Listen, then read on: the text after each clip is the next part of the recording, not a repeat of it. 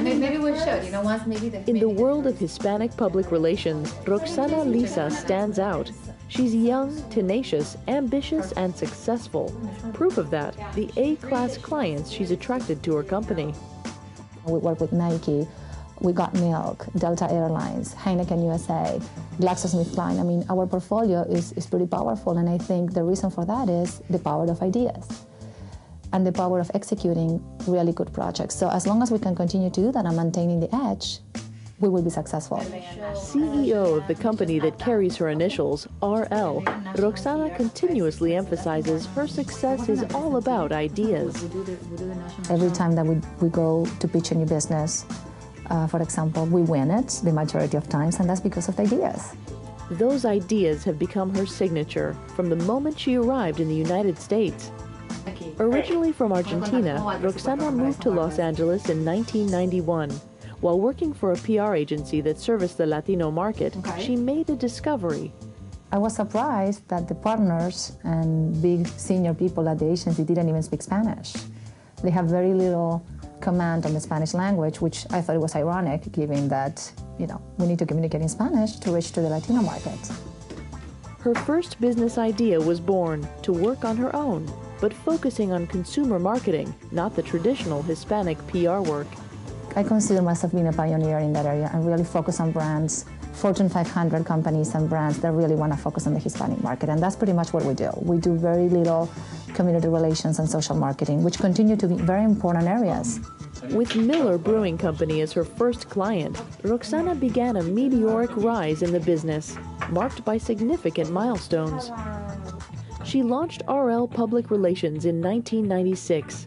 4 years later, she made a big leap, boosting her staff from 3 to 10 people to meet the demands of her growing clientele. That's when I decided, oh my God, I'm becoming bigger than I thought. And that's when I started forming an accounting department, because before I used to sign all my checks and, I would do payroll by myself on the phone and things like that. And I realized there's no way I can continue doing this. Her upward climb faced its biggest setback in December of 2001, when a fire destroyed her office. Her work of 5 years gone. Luckily, I didn't lose any clients or I didn't lose any business, but, set me a little bit backwards. I mean, I was at a point of really growing. 2001 was a launch pad for me to become bigger. Determined to move forward, she leased new office space.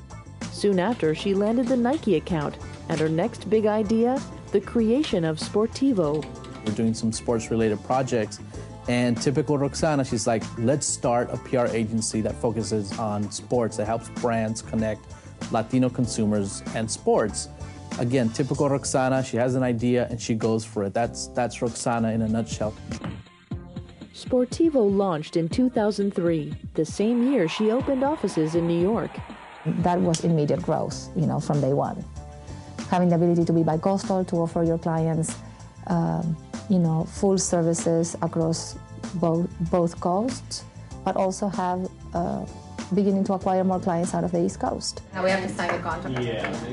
Her vision, drive, and creative instincts have helped her land big accounts and hold on to them.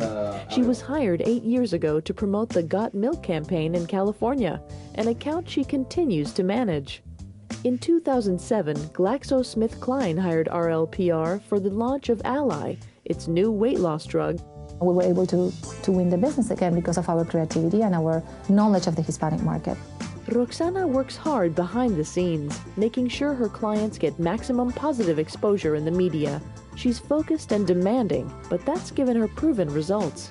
I think Roxana is somebody who has very high expectations of the people that she works with. She's hands-on. She always has to know what's going on with the project. At the same time, if she trusts your judgments and if she trusts you as a leader, she's very, very easy to work with that way because she knows that you're accountable, that you're dependable. And she needs dependable staff to help her cope with her biggest personal milestone, motherhood. Her son Andreas is now 2 years old. I have a fabulous senior team, who can take care of, the day-to-day and the clients, and, and I have to be present. It's very important for me to be present, but I delegate on this great staff that I have. That's why they're with me. After years of non-stop work, she now takes off 2 days a week to stay at home with her son. It's all about organization and scheduling. But I'm still glued to my BlackBerry. I mean, I have to be. You know, I mean, it will be utopic to think that you can't be connected. And she remains very connected.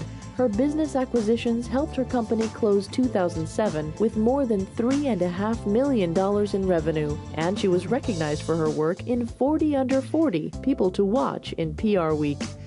There's other areas now to be accomplished. You know, I want to be a good mom. I want to be there for my son and my family. So that's, you know, another aspect of your life. But professionally, I feel very accomplished.